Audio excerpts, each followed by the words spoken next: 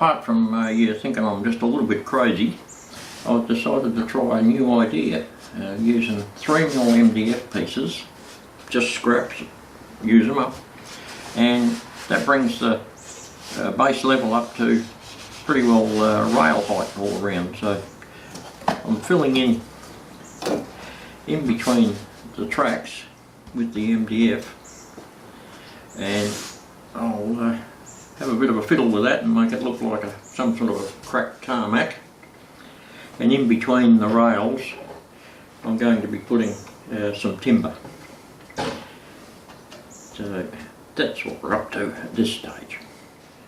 Well, just about finished all the little bits of MDF in between the tracks. I'll wait till they dry, and then I can go on with the next step. I've also decided to go into this next module with the pieces as well, to join it all up, because just in here right up the front, that's where the retail's going to go. So we need a bit of a road to come from over there around to here. So a little development on the plan, one might say. So we'll wait till all that dries and come back and do some more. See you soon.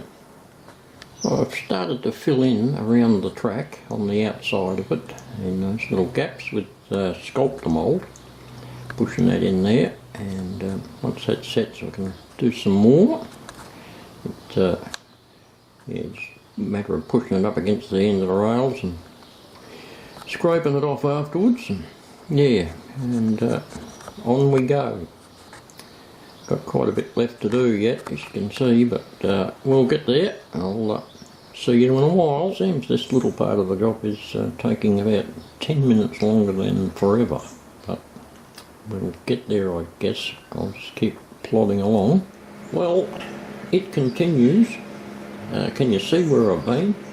This is one of the slowest, fiddliest jobs that I have ever produced on this railroad, I'll tell you. I'm battling on, I'm going to finish it. See you in a while. Well, I've finally finished. I've even come over into this next module to do these little bits here where that retail section's going to go.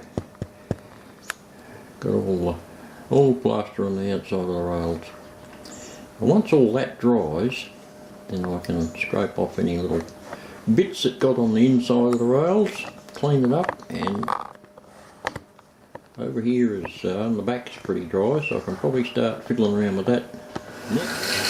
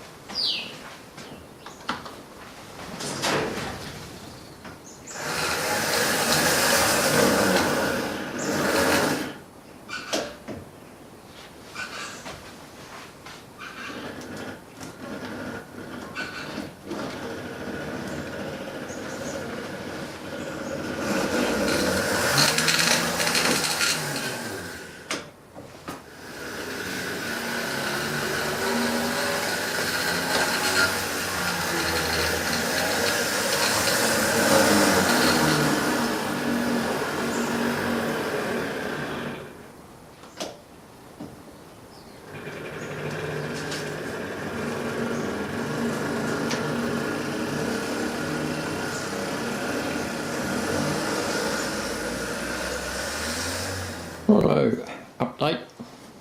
The plaster in this area here is taking forever to dry out completely because of the time of the year. It's very cold and damp, so we're just going to have to put that one on hold for a couple of days until it dries right out. I've been scraping that a little bit with the sanding block to tidy it up. It's yeah, it's rolling a bit, so we'll just wait a while for that.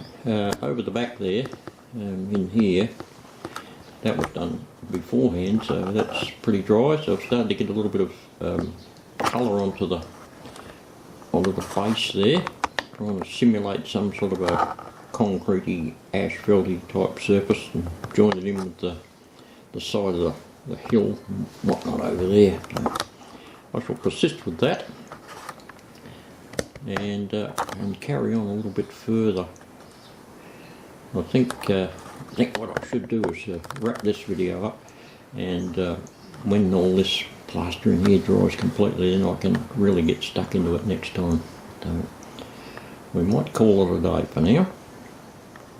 Just as a in between, here's the colours I've been using. There's a light grey there, a bit of blue for a bit of texture and colour, and a dark grey, and just mixing them all together as I go. Bit of a dab and water down and all that sort of stuff, so I can get some sort of a base on there. And I've been dabbing in there with very watery liquid to get that cliff face happening again. I can probably go on with a little bit of scenic work on that while we're waiting for all that over there to dry. I might see you shortly.